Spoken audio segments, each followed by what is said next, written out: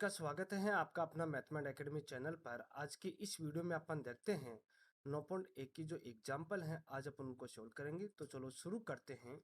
यहाँ पर आपके सामने उदाहरण नंबर 5 है। इसमें बोला जा रहा है कि एक समतल जमीन पर खड़ी मीनार की छाया उस स्थिति में 40 मीटर अधिक लंबी हो जाती है जबकि सूर्य का 49 कोण 60 डिग्री से घटकर 30 डिग्री हो जाता। अर्थात छाया के एक सिरे से छाया के एक सिरे से मीनार की शिखर का उन्नयन कोण 60 डिग्री है और ये डी बी छाया की लंबाई है, जबकि उन्नयन कोण 30 डिग्री है।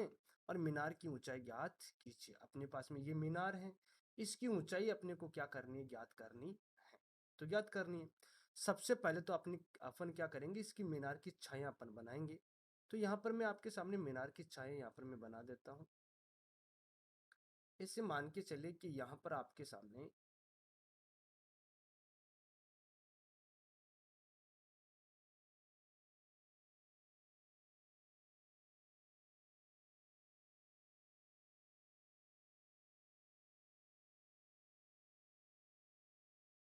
हम्म, यहाँ ये मैंने आपके सामने ये लाइन मैंने बनाई, ये क्या है, मीनार की छाया है।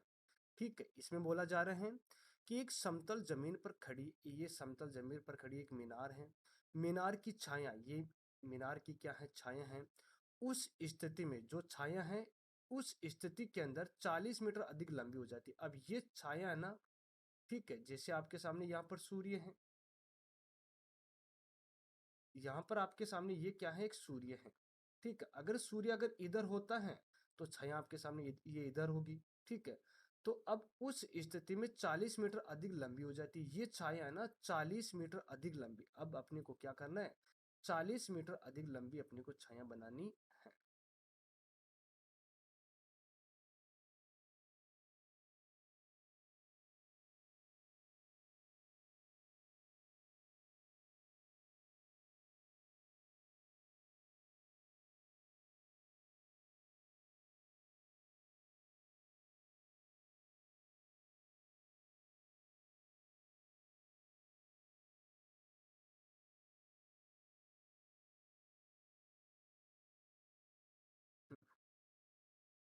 ये मीनार की छाया आपके सामने क्या हो जाती है, 40 मीटर अधिक लंबी।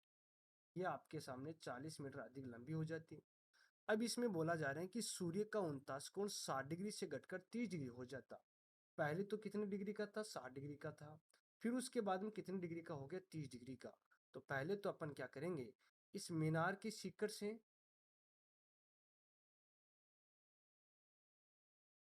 ये मीनार की शिखर का जो उन्नयन कोण है, वो अपने पास में जो पहले छाया थी उस टाइम पे तो उसने कितने डिग्री का कोण बनाया, वो यहाँ पर बनाया उसने 60 डिग्री का कोण बनाया।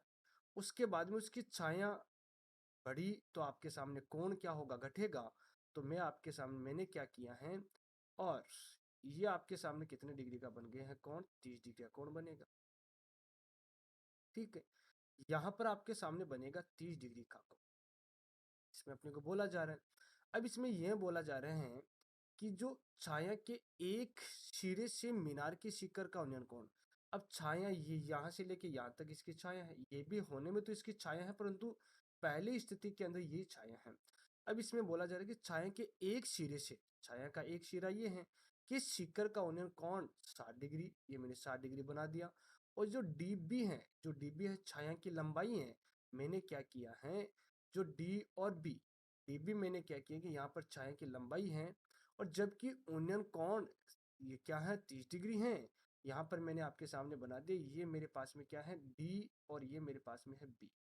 जो डीबी है ये कंप्लीट आपके सामने क्या है, छाया की लंबाई है, जबकि उन्नयन कोण 30 डिग्री है। और उस स्थिति के अंदर उन्नयन कोण कितने डिग्री का, 30 डिग्री का है। तो अपने को मीनार की ऊंचाई ज्ञात करनी है। अब मेरे को क्या करना है, ये मेरे पास में मीनार है, इस मीनार की मेरे को क्या करनी, ऊंचाई ज्ञात करनी है। ठीक है। ये मेरे को क्या करना है, इसकी ऊंचाई मेरे को ज्ञात करनी है। इसको मैंने आपके सामने नाम दे दिया एच। ठीक है। अब मैं आपके सामने यहाँ पर नामकरण कर देता हूँ। ये मेरे पास में ए होगा, ये मेरे पास में बी, यहाँ मैंने लिख दिया सी। ठीक है। अब मैंने आपके सामने क्या किया है, ध्यान से सुनना, अपने को इसमें यह बोला गया है कि मीनार की ऊंचाई मेरे पास में क्या है, ए बी। ये मेरे को क्या करनी, ज्ञात करनी। और मैंने आपके सामने इसको मान लिया अक्स। ठीक है, सबसे पहले मैं आपके सामने यहाँ पर ए बी और डी, ए बी डी जो त्रिभुज है वो मैं आपके सामने यहाँ पर ले रहा हूँ। तो आपको यह भी ध्यान देना है कि यहाँ पर आपके सामने 90 डिग्री का कोण बनेगा। कितने डिग्री का कोण बनेगा, 90 डिग्री का कोण बनेगा। अब 90 डिग्री के सामने की भुजा तो आपके सामने क्या होती है, कर्ण होती है, ये तो होती है। और जिस अपने न्यून कोण को लेते हैं उसके सामने की भुजा अपने पास में क्या होती है, लंब होती है। और शेष भुजा अपने पास में हो जाती है आधार। क्या अब मैं आपसे यह पूछ रहा हूँ, क्या इसमें कर्ण काम में आ रहा है? तो इसमें तो कर्ण बिल्कुल काम में नहीं आ रहा। अपने पास में काम में आ रहा है लंब और आधार। तो लंब बटे आधार किसका होता है, टेन थीटा का होता है। तो यहाँ पर सबसे पहले मैं आपके सामने लिख देता हूँ। यहाँ लिखूंगा त्रिभुज ए बी डी में, त्रिभुज ए बी डी में, है ना। अब यहाँ पर आपके सामने मैंने आपके सामने यहाँ पर लिखा है कि टेन थीटा। अब ये टेन थीटा का अनुपात होता है लंब बटे आधार। लंब बटे आधार, ये तो होता है लंब बटे आधार। अब लंब लंब का मान मेरे पास में क्या है, इस वाले त्रिभुज के अंदर मेरे पास में है ए बी है। तो यहाँ पर मैंने लिख दिया आपके सामने ए बी। और मेरे पास में जो आधार है वो मेरे पास में क्या है, बी डी है। यहाँ मैं लिखूंगा आपके सामने बी डी। अब यहाँ पर मेरे पास में जो कोण है, जो कोण है वो मेरे पास में कितने डिग्री का होगा, 30 डिग्री का होगा। जो थीटा का मान मेरे पास में कितने डिग्री का आया, 30 डिग्री का। तो यहाँ पर मैंने लिखा है कि टेन 30 डिग्री बराबर में ए बी का मान मेरे पास में मैंने किसको क्या एच माना है, जो एच मेरे पास में क्या है, मीनार की ऊंचाई है। और बी डी मेरे पास में 40 प्लस अक्स हो जाएगी। तो यहाँ पर मैं क्या लिख देता हूँ, यहाँ पर लिखूंगा मैं 40 प्लस अक्स, ये तो लिखा। अब टेन यहाँ पर टेन 30 डिग्री का मान होता है 1/√3, ये तो होता है बराबर में एच बटे में क्या लिखूंगा, 40 प्लस का अक्स लिखूंगा। अब मैंने यहाँ पर क्रॉस गुणा किया। अब मैंने 40 प्लस अक्स को मैं 1 से गुणा करूंगा तो क्या प्राप्त होगा, 40 प्लस का अक्स प्राप्त होगा बराबर में। फिर मैंने क्या किया है, यहाँ पर यहाँ पर √3 को एच से गुणा करेंगे तो यहाँ लिख दूंगा √3 और एच। और मैंने आपके सामने समीकरण नाम दे दिया इसको एक। उसके बाद में मैंने क्या किया आपके सामने, जो छोटा वाला त्रिभुज ए बी सी, मैंने क्या किया है यहाँ पर लूंगा मैं त्रिभुज ए बी सी में। ठीक है, अब इसके अंदर आपके सामने देखो ए बी लंब है और ये बी सी क्या है, आधार है। तो लंब बटे आधार क्या होता है, टेन थीटा होता है। तो यहाँ लिखेंगे टेन थीटा बराबर में लंब बटे आधार, लंब बटे आधार बटे आधार। अब लंब का मान मेरे पास में क्या है, लंब, ये लंब मेरे पास में ए बी है, यहाँ पर लिख देता हूँ ए बी बटे में। और आधार मेरे पास में क्या है, बी सी है, ये तो है। अब इसके अंदर अपन मान पुट करेंगे, देखते हैं।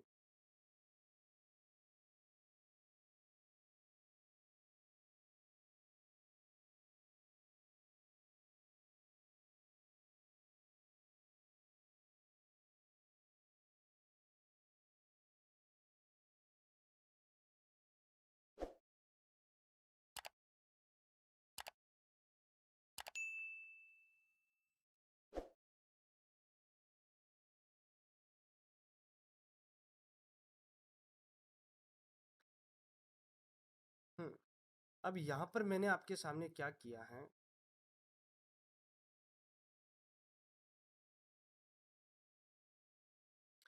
इसके अंदर मेरे पास में जो कोण है, जो थीटा का मान है वो मेरे पास में कितने डिग्री का हो जाएगा, वो मेरे पास में 60 डिग्री का होगा।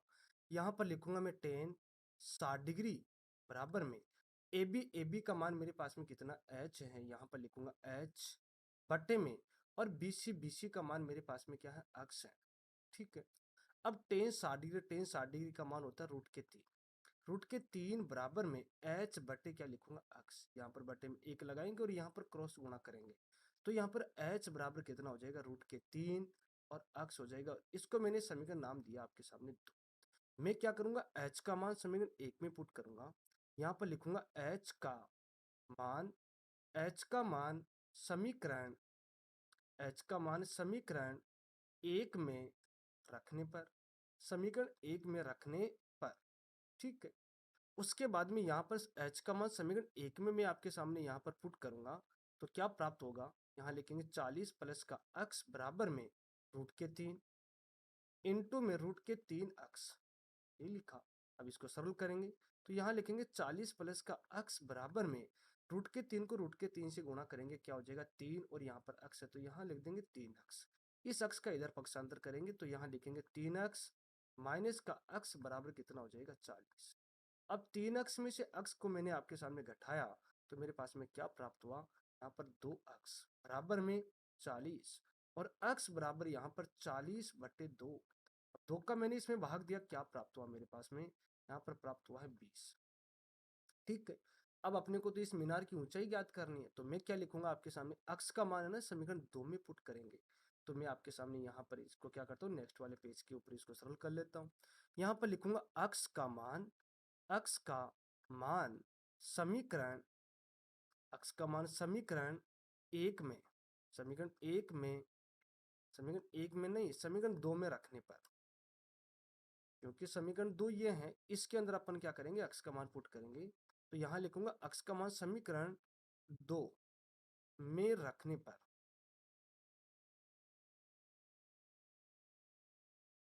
समीकरण 2 में रखने पर, ठीक है।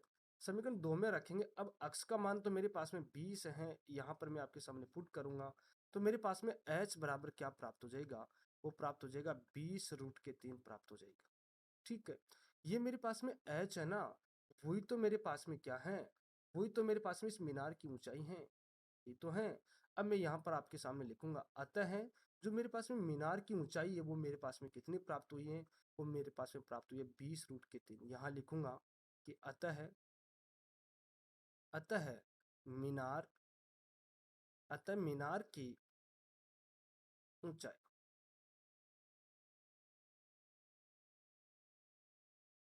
मीनार की ऊंचाई वो मेरे पास में है AB है, तो यहाँ पर लिख देता हूँ AB बराबर मेरे पास में कितना प्राप्त हुआ, 20√3 और मीटर, और ये इसका क्या हो जाएगा, आंसर हो जाएगा। अपने को केवल और केवल इसमें मीनार की ऊंचाई पूछी गई थी, और ये मैंने आपके सामने मीनार की ऊंचाई यहाँ पर मैंने सोल्व किया, ये सोल्व करके मैंने निकाला तो कितना प्राप्त हुआ, 20√3 प्राप्त हुआ, और ये इसका क्या हो जाएगा, आंसर हो जाएगा। इसी प्रकार से आपके सामने इसका अगला क्वेश्चन है। इसमें बोला जा रहा है कि एक बहुमंजिल भवन के सीकर से देखने पर एक 8 मीटर ऊंचे भवन के सीकर और तल कि अवनमन कोण क्रमशः 30 डिग्री और 45 डिग्री है। बहुमंजिल भवन की ऊंचाई और दोनों भवनों के बीच की दूरी भी ज्ञात कीजिए। अपने को क्वेश्चन में यह भी बोला गया है कि एक तो बहुमंजिल भवन की ऊंचाई ज्ञात करनी है और दोनों भवनों के बीच की दूरी भी ज्ञात करनी है। सबसे पहले यहाँ पर अपन क्या करते हैं, डायग्राम बनाते हैं। इसमें बोला जा रहा है कि एक बहुमंजिल भवन के सीकर से देखने पर, एक तो अपने को क्या करना है, बहुमंजिल भवन अपने को बनाना है। ये तो मैंने आपके सामने बना दिए हैं बहुमंजिल भवन, ठीक है।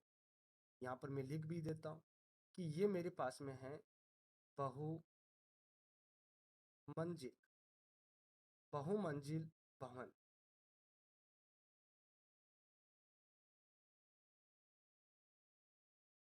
ये तो है बहुमंजिल भवन, ठीक है। बहुमंजिल भवन के सीकर से देखने पर 8 मीटर ऊंचे भवन के सीकर।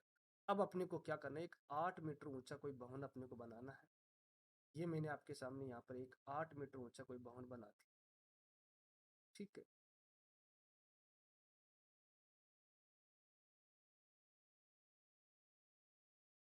ये 8 मीटर क्या है, ऊंचा भवन है।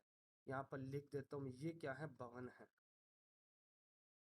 और इसकी ऊंचाई है वो मेरे पास में कितनी है, 8 मीटर होगी, ठीक है। इसमें बोला जा रहा है कि एक बहुमंजिल भवन की सीकर से देखने पर 8 मीटर ऊंचे भवन की सीकर और उसके तल के अवनमन कोण पहले अपन क्या करते हैं, डॉट डॉट के द्वारा यहाँ पर लिखेंगे, ठीक है।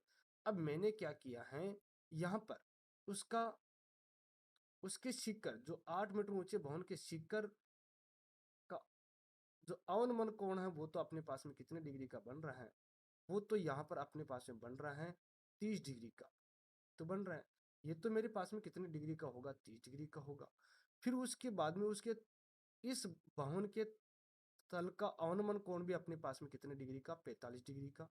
तो यहाँ पर मैंने क्या किया है कि बहुमंजिल भवन के सीकर से मैंने भवन के तल को मैंने क्या किया है, यहाँ पर मिलाया है। ठीक है। और यहाँ पर ये कोण बना रहा है अवनमन कोण, यहाँ से लेके यहाँ तक आपके ये बना रहा है कितने डिग्री का, ये बना रहा है 45 डिग्री का, ये तो बना रहा है। ठीक है। उसके बाद में यहाँ पर बहुमंजिल भवन की ऊंचाई, एक तो मेरे को ये कंप्लीट ऊंचाई याद करनी है, और दोनों भवनों के बीच की दूरी मेरे को क्या करनी है, यहाँ पर दोनों भवनों के बीच की दूरी भी मेरे को ज्ञात करनी।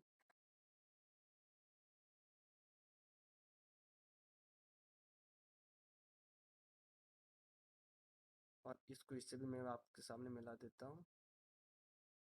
ठीक है। ये आपका डायग्राम बन के तैयार हो गया है। अब देखो अगर ये 8 है तो ये भी यहाँ से लेके यहाँ तक, यहाँ से लेके यहाँ तक ये भी आपके सामने क्या होगा, 8 मीटर होगा, ये तो होगा। अगर मैंने इसको अक्ष माना है तो ये भी आपके सामने क्या होगा, अक्ष होगा।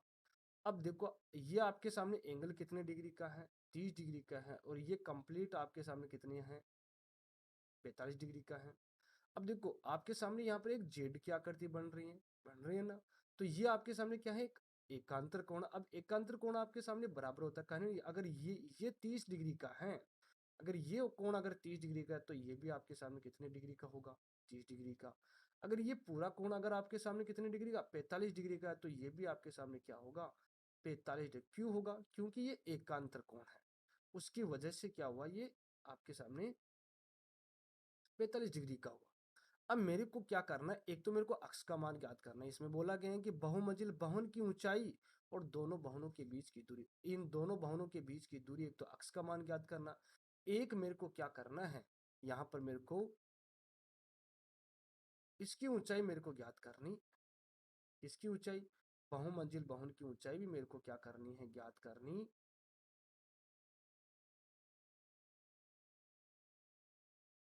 ये मेरे को ऊंचाई भी इसको मैंने क्या मान लिया, एच मान लिया। ठीक है। अब क्या करते हैं, सबसे पहले मैं इसका नामकरण कर देता हूँ। यहाँ पर मैंने आपके सामने लिखा ए, यहाँ पर लिखूंगा बी, यहाँ पर मैंने लिखा सी, यहाँ पर लिखा डी, यहाँ पर लिख देता हूँ। सबसे पहले मैं आपके सामने जो त्रिभुज है वो लूंगा ए बी डी में। यहाँ पर मैंने लिखा है त्रिभुज ए बी और डी में, ये मैंने आपके सामने लिखा। अब इसके अंदर देखो आपके सामने जो कर्ण है वो तो आपके सामने काम में नहीं आ रहा है, और यहाँ पर देखो 90 डिग्री का कोण बन रहा है, तो ये बन रहा है ना। अब देखो आपको पता है कि 90 डिग्री के सामने की भुजा तो आपके सामने क्या होती है, कर्ण होती है, यही तो होती है। और जिस न्यून कोण को अगर आप ले रहे हो उसके सामने की भुजा मेरे पास में क्या होती है, लंब होती है। और ये शेष भुजा अपने पास में क्या हो गई, आधार। अब अपने पास में काम तो अपने पास में लंब बटे आधार यार। अब लंब बटे आधार किसका अनुपात होता है, ये तो टेन थीटा का होता है। तो यहाँ पर मैं क्या लिखूंगा, यहाँ पर लिखूंगा टेन थीटा।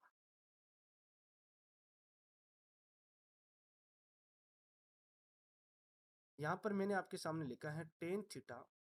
टेन थीटा बराबर लिखूंगा लंब बटे आधार, लंब बटे आधार, लंब बटे आधार। अब लंब का मान मेरे पास में क्या है, बी डी है, कंप्लीट बी डी है। तो यहाँ पर लिख देता हूँ मैं बी डी बटे में, वो इसका आधार है, वो आधार मेरे पास में क्या है, वो इसका आधार मेरे पास में ए पी है, ये तो है। यहाँ पर लिख देता हूँ ए पी। ठीक है। अब देखो यहाँ पर मेरे पास में एंगल तो कितनी डिग्री का, 45 डिग्री का होगा। तो यहाँ पर मैंने क्या किया आपके सामने, यहाँ पर मैं मान पुट करता हूँ। अब टेन, अब कोण का मान जो थीटा है वो मेरे पास में कितनी डिग्री का आया, 45 डिग्री का। बराबर में बी डी, जो बी डी मेरे पास में क्या है, 8। और यहाँ पर इस जो सी डी है उसको मैंने क्या मान लिया, H1 मान लिया है। तो यहाँ पर मैं क्या लिखूंगा, 8 प्लस H1। ठीक है। बट्टे में, और मेरे पास में ए बी मेरे पास में क्या है, अक्ष है। अब टेन 45 का मान मेरे पास में होता है 1, बराबर में 8 प्लस H1 बट्टे में मैंने क्या लिखा, अक्ष। अब मैं यहाँ पर क्या करूंगा, क्रॉस गुणा करूंगा। अक्ष बराबर मेरे पास में प्राप्त हुआ है 8 प्लस का H1। इसको मैंने आपके सामने समीकरण नाम दे दिया 1। उसके बाद में यहाँ पर आपके सामने अब ये वाला त्रिभुज लूंगा सी डी ई में। यहाँ पर मैंने लिखा है त्रिभुज सी डी ई में। ठीक है। देखो इसके अंदर भी यहाँ पर 90 डिग्री का कोण बनेगा। तो ये तो हो जाएगा आपके सामने, क्या हो जाएगा, कर्ण, ये हो जाएगा लंब, और ये क्या हो जाएगा, आधार। ठीक है, जैसे अपने इसमें लागू किया वैसा का वैसा इसमें लागू होगा। अब यहाँ पर आपके सामने लंब बटे कर्ण नहीं, लंब बटे आधार काम में आ रहा है। तो लंब बटे आधार किसका होता है, टेन थीटा का होता है। यहाँ लिखेंगे टेन थीटा बराबर में लंब बटे आधार, लंब बटे आधार बटे आधार। अब लंब का मान मेरे पास में क्या है, सी डी है। यहाँ पर लिखूंगा सी डी बटे में आधार, आधार मेरे पास में क्या है, सी ई है। यहाँ लिखूंगा सी ई। अब टेन थीटा का मान मेरे पास में कितना यहाँ पर है, 30 डिग्री। तो मैं क्या करूंगा, यहाँ पर इसको आगे सोल्व करूंगा। यहाँ पर जो कोण है वो मेरे पास में 30 डिग्री का है। तो यहाँ पर लिखूंगा टेन 30 डिग्री बराबर में सी डी मेरे पास में क्या है, H1 है। यहाँ पे लिखूंगा H1 बटे में, और सी ई मेरे पास में क्या है, अक्ष है। यहाँ पर लिखा अक्ष। अब टेन 30 डिग्री का मान मेरे पास में होता है 1/√3 बराबर में H1 बटे में क्या लिखेंगे, अक्ष। अब यहाँ पर क्या करते हैं, क्रॉस गुणा करते हैं। अक्ष बराबर क्या प्राप्त हुआ, √3 और H1, इसको मैंने समीकरण नाम दिया 2। अब मैं क्या करूंगा, अक्ष का मान समीकरण 1 में पुट करते हैं। तो यहाँ पर मैं क्या लिखूंगा, यहाँ पर लिखूंगा मैं अक्ष का मान, अक्ष का मान, अक्ष का मान समीकरण समीकरण एक में समीकरण एक में रखने पर, समीकरण एक में रखने पर ये मैंने रखा। अब ये वाला अक्ष का मान क्या करेंगे, समीकरण एक में रखेंगे यहाँ पर। तो ये वाला मान यहाँ पर मैं रखूंगा। तो क्या प्राप्त हो जाएगा, √3 H1 बराबर में 8 प्लस का H1। इस H1 का इधर पक्षांतर कर लेते हैं। इस H1 का मैं इधर पक्षांतर करूंगा तो प्राप्त होगा √3 H1 माइनस का H1 बराबर क्या हो जाएगा, 8। यहाँ से मैंने H1 कॉमन लिया, क्या प्राप्त हुआ, √3 माइनस का 1 बराबर कितना हो जाएगा, 8। H1 बराबर मेरे पास में प्राप्त हुआ 8/√3 और माइनस का 1 हो जाएगा। ये तो होगा। अब यहाँ पर आपके सामने हर के अंदर रूट की संख्या है, तो इसका क्या करना पड़ेगा, परिमेयकरण करना पड़ेगा। तो √3 इन यहाँ, अगर यहाँ पर माइनस है तो यहाँ पर क्या लिखेंगे, प्लस लिखेंगे, और यहाँ पर अंश और हर को क्या करेंगे, गुणा करेंगे। ठीक है, अब इसको आगे क्या करते हैं, सरल करते हैं। आगे सरल मैं आपके सामने यहाँ पर क्या करता हूँ, नेक्स्ट वाले पेज के ऊपर इसको सरल कर लेता हूँ। यहाँ पर मैंने लिखा है आपके सामने H1, क्या लिखूंगा, यहाँ पर लिखूंगा H1 बराबर में 8 और इंटू में 8 क्या प्राप्त हो, √3 और प्लस का 1 बट्टे में। देखो यहाँ पर आपके सामने एक फॉर्मूला बन रहा है, a minus B A plus B बन रहा है ना यहाँ पर। तो यहाँ पर क्या लगा देंगे, तो यहाँ इसका फॉर्मूला होता है a² माइनस b²। तो यहाँ पर मैं क्या लिखूंगा, √3 का होल स्क्वायर माइनस 1 का होल स्क्वायर, ये तो होता है। इसको आगे सरल करते हैं। तो यहाँ पर 8 √3 और प्लस का 1 बटे में, यहाँ पर √3 का स्क्वायर कितना होता है, 3 माइनस का होता है 1।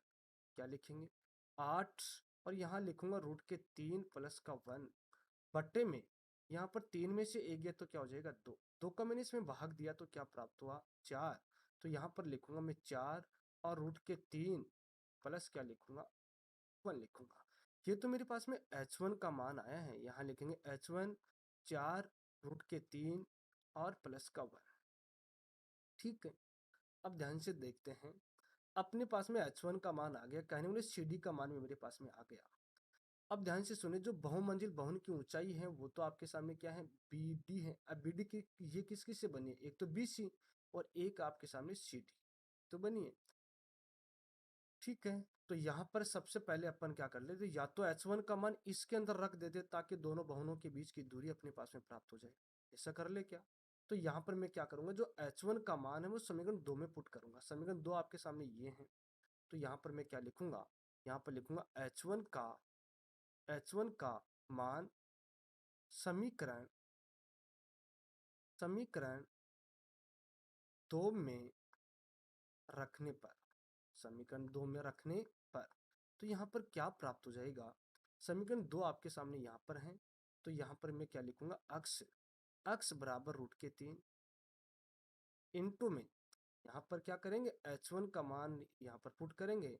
तो क्या लिखेंगे, h1 का मान यही तो है, लिखेंगे 4 कोष्टक में रूट के 3 प्लस का 1।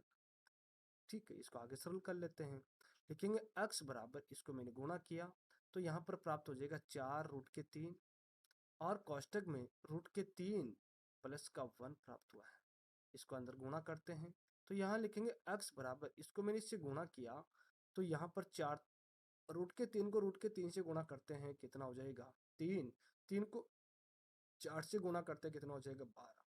प्लस में 4 रूट के 3 को 1 से गुणा करते हैं तो यहाँ पर क्या प्राप्त होगा, यहाँ पर प्राप्त हो जाएगा आपके सामने कितना, हाँ यहाँ पर प्राप्त हो जाएगा 4 रूट के 3 प्राप्त हो जाएगा, ये तो होगा। अब मैंने आपके सामने क्या किया है कि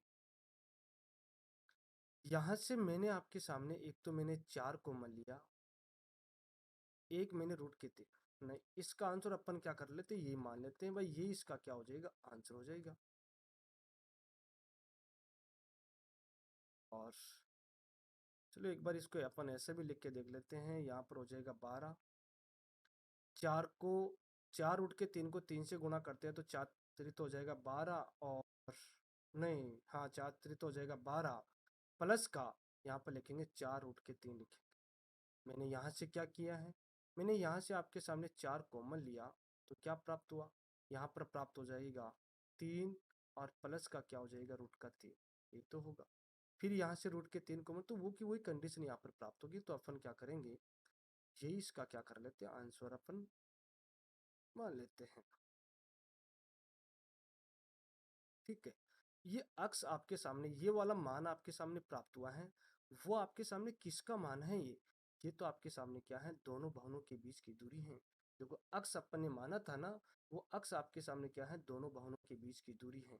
तो मैं यहाँ पर क्या लिखूंगा, यहाँ पर लिखूंगा मैं कि दोनों बाहुओं दोनों बाहुओं के बीच की दूरी, बीच की दूरी, दूरी जो मेरे पास में ए बी थी वो मेरे पास में प्राप्त हुई है 4 रूट के 3 कोष्टक में रूट के 3 और प्लस का 1 प्राप्त हुआ है, तो प्राप्त हुआ। ठीक है, यहाँ पर मीटर भी लगा देते हैं और ये आपके सामने क्या हो गई, दोनों भवनों के बीच की दूरी प्राप्त हो गई। अब मेरे को क्या करना है, यहाँ पर बहुमंजिल भवन की ऊंचाई भी ज्ञात करनी है, तो यहाँ पर लिखूंगा मैं बहुमंजिल बहुमंजिल भवन की ऊंचाई,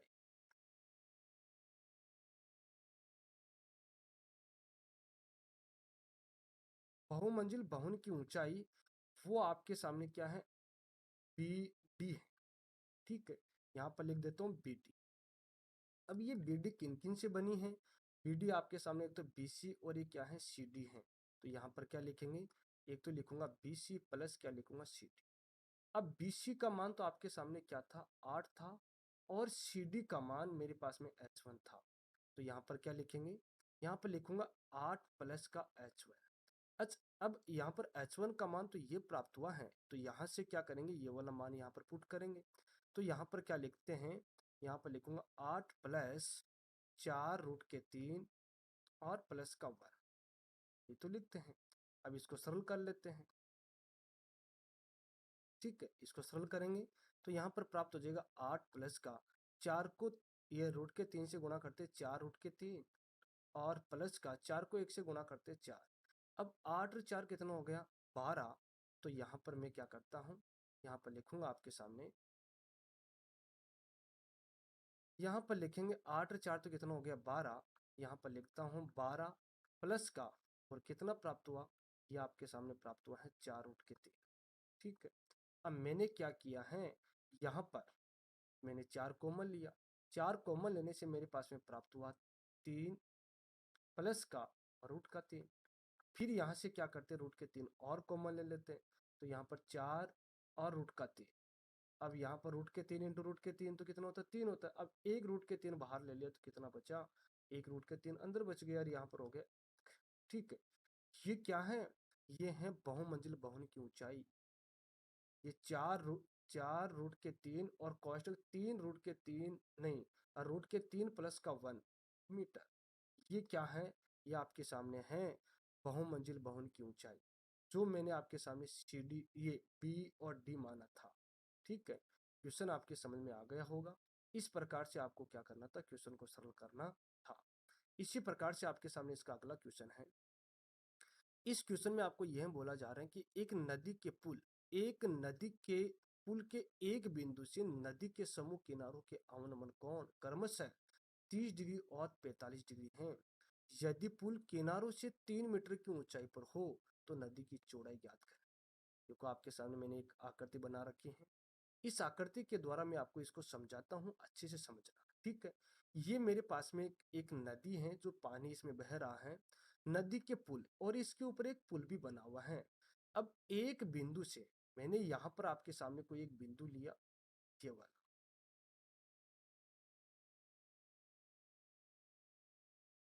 यहाँ पर मैंने आपके सामने कोई एक बिंदु लिया। अब जो एक बिंदु से नदी के समूह किनारे, अब ये नदी का एक किनारा तो ये हो गया, और एक किनारा आपके सामने यहाँ पर हो गया समूह किनारा। इस वाले पॉइंट से इसके समूह किनारे यही तो ये। उसके बाद में समूह किनारे के अवनमन कोण आपके सामने इस प्रकार से बनता है, ये तो बनता है। ये मेरे पास में कितने डिग्री का है? ये मेरे पास में 30 डिग्री का है। और एक मेरे पास में इधर भी बन रहा है। ठीक है, वो मेरे पास में कितने डिग्री का है? वो मेरे पास में है 45 डिग्री का है। ठीक है, यदि पुल किनारों से यदि पुल किनारों से यदि पुल है ना, पुल किनारों से 3 मीटर की ऊंचाई पर हो, ये इसकी ऊंचाई है ना, वो मेरे पास में क्या है? 3 मीटर की है। कितने मीटर की है? 3 मीटर की। इसकी ऊंचाई मेरे पास में कितनी है? 3 मीटर है। अब मेरे को क्या करना है? नदी की चौड़ाई, ये वाली चौड़ाई मेरे को क्या करनी है? ज्ञात करनी, जिसको मैंने आपके सामने यहाँ पर अक्स और मैंने वाई मान लिया। इसको समझ में आ गया होगा। ये तो मैंने आपके सामने आकृति के द्वारा मैंने इसको समझाया है। अब ध्यान से सुनना है। मेरे पास में देखो, इसकी एक बार मैंने आपके सामने यहाँ पर एक कच्ची आकृति नहीं, एक इसका डायग्राम मैं आपके सामने और बना देता हूँ। जैसे एक नदी के पुल के एक बिंदु से मेरे पास में कोई एक बिंदु है। ठीक है, ठीक है, और ये मेरे पास में क्या है? एक नदी है। अब नदी के पुल के एक बिंदु से नदी के समूह किनारे, एक किनारे यहाँ पर है और एक किनारा आपके सामने यहाँ पर है, ये तो है। अब इसका अवनमन कोण, ये मेरे पास में इसका अवनमन कोण कितने डिग्री का बन रहा है? वो मेरे पास में बन रहा है 30 डिग्री का। ठीक है, और दूसरा मेरे पास में अवनमन कोण कितने बन रहा है? 45 डिग्री का। यहाँ पर मैंने आपके सामने बना दिया 45 डिग्री। और यदि पुल किनारों से 3 मीटर की ऊंचाई पर, ये पुल है ना, किनारों से 3 मीटर की ऊंचाई पर है। इसकी ऊंचाई मैंने आपके यहाँ पर सामने बनाई 3 मीटर। और नदी की चौड़ाई, इस नदी की चौड़ाई मेरे को क्या करनी है? याद करनी। ये एक्स और वाई मैंने इसको मान लिया। अब इसका मैं आपके सामने नामकरण कर देता हूँ। यहाँ पर लिखूंगा ए, यहाँ पर लिखा मैंने बी, यहाँ पर लिखा सी, यहाँ पर मैंने क्या लिख दिया? डी। जैसे मैंने आकृति के अंदर मैंने जो आपके सामने ये चित्र बना हुआ है, इसी के द्वारा मैंने आपको इसको समझाया है। और इस प्रकार से आपको क्या करनी है? आकृति बनानी है। अब देखो, यहाँ पर आपके सामने एक जेड की आकृति बन रही है, इसका मतलब ये एकांतर कोण है। अगर ये 30 डिग्री का है तो ये भी 30 डिग्री का होगा। अगर ये 45 डिग्री का तो ये भी 45 डिग्री का होगा। ठीक है, अपने को तो अक्स और वाई का मान ज्ञात करना है, फिर उन दोनों को जोड़ना है, और वही आपके सामने ये नदी की चौड़ाई प्राप्त हो जाएगी। अब क्या करते हैं? यहाँ पर सबसे पहले तो यहाँ पर मैं आपके सामने लिख देता हूँ कि मेरे पास में बी डी मेरे पास में कितनी है? 3 मीटर है। फिर उसके बाद में यहाँ पर एंगल का नाम भी दे देता हूँ मैं, कि कोण कोण बी ए डी बराबर मेरे पास में है 30 डिग्री का है। और यहाँ पर है मेरे पास में एंगल बी सी डी। यहाँ पर क्या लिखूंगा? एंगल मेरे पास में है बी सी डी, वो मेरे पास में है 45 डिग्री का है। अब देखो, यहाँ पर आपके सामने 90 डिग्री का, यहाँ पर भी 90 डिग्री है। पहले तो इस वाले त्रिभुज की मैं बात कर लेता हूँ। यहाँ पर लिखूंगा मैं त्रिभुज ए बी डी में। ठीक है, इस त्रिभुज के अंदर ये देखो कि आपके सामने यहाँ पर कर्ण काम में आ रहा है क्या? भाई 90 डिग्री के सामने की भुजा तो कर्ण होती है, ये तो हो गया कर्ण। और न्यूनकोण के सामने की भुजा क्या होती है? लंब। शेष भुजा आपके सामने क्या है? आधार। यही तो है। अब देखो यहाँ पर कर्ण तो कोई काम में नहीं आ रहा, यहाँ पर एक तो लंब काम में आ रहा है, एक आ रहा है आधार। तो लंब बटे आधार क्या होता है? Tan theta. तो यहाँ पर मैं क्या लिख देता हूँ? यहाँ पर लिखूंगा टेन थीटा। टेन थीटा बराबर, अब यहाँ पर लिख देते हैं लंब बटे आधार। इसका अनुपात होता है लंब बटे आधार। लंब बटे आधार। अब लंब का मान मेरे पास में क्या है? मेरे पास में बी डी है। यहाँ पर लिख देता हूँ बी डी बटे में आधार मेरे पास में क्या है? A B. ठीक है। अब यहाँ पर जो कोण है वो मेरे पास में कितनी डिग्री का है? 30 डिग्री का है। जो थीटा का मान मेरे पास में 30 डिग्री है। यहाँ लिखेंगे टेन 30 डिग्री बराबर में, अब बी डी मेरे पास में कितना? 3 मीटर है। तो यहाँ लिख देते 3 बटे में, और ए बी को मैंने क्या माना? अक्ष। यहाँ पर लिख देते हैं अक्ष। ठीक है। अब टेन 30 डिग्री का मान मेरे पास में 1/√3 बराबर में 3 बटे क्या लिखेंगे? अक्ष। यहाँ पर मैंने क्रॉस गुणा किया, अक्ष बराबर क्या प्राप्त हुआ? 3√3 प्राप्त हुआ है। ठीक है, ये 3√3 प्राप्त हुआ है। 3√3, इसको मैंने आपके सामने समीकरण नाम दे दिया।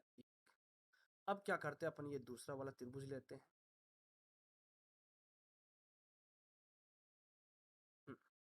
यहाँ पर मैंने आपके सामने ये वाला त्रिभुज लेंगे, बी सी डी। यहाँ पर लिखूंगा मैं त्रिभुज बी सी डी में। ठीक है। अब देखो इसके अंदर भी ये कर्ण तो कोई काम में नहीं आ रहा, एक तो काम में आ रहा लंब, एक और एक काम में यहाँ पर काम में आ रहा आधार। तो यहाँ पर लंब बटे आधार क्या होता है? टेन थीटा होता है। यहाँ लिखेंगे टेन थीटा बराबर में लंब बटे आधार।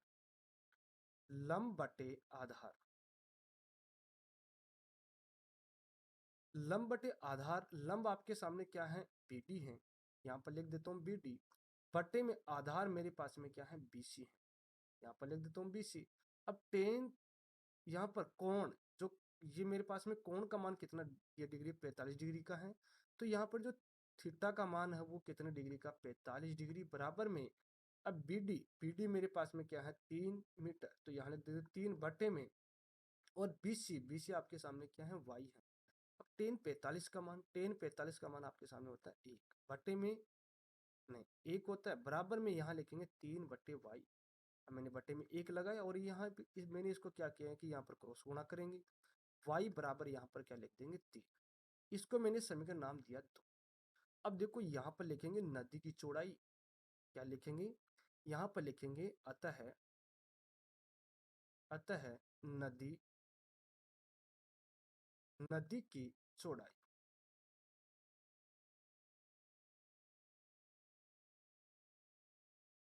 नदी की चौड़ाई, नदी की चौड़ाई आपके सामने क्या है? इसको तो लिख देते यहाँ पर AC बराबर, ये AC किस किस से बना है?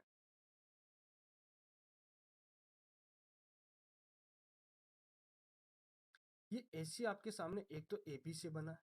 यहाँ पर लिखेंगे AB, और प्लस में क्या लिखेंगे? यहाँ पर लिखेंगे BC। अब AB को मैंने क्या माना था? अक्ष माना था, और BC को मैंने क्या माना? वाई। अब अक्ष का मान मेरे पास में कितना है? अक्ष का मान मेरे पास में है 3√3। यहाँ लिखेंगे 3√3, और प्लस का वाई का मान मेरे पास में कितना? 3। मैंने क्या किया? यहाँ से 3 कॉमन लिया, क्या प्राप्त हुआ? यहाँ लिखेंगे √3 और प्लस का 1। ये 3√3 प्लस का 1, यही तो आपके सामने नदी की चौड़ाई है। तो 3√3 प्लस 1 क्या हो जाएगा? मीटर हो जाएगा, और यही इसका क्या हो जाएगा? आंसर हो जाएगा। अगर आज का वीडियो अगर आपको अच्छा लगा, तो वीडियो को लाइक करना, शेयर करना, कमेंट करना, और चैनल को भी सब्सक्राइब करना। कल अपन क्या करेंगे? 9.1 के जो नेक्स्ट जो क्वेश्चन है, कल अपन उनको सोल्व करेंगे।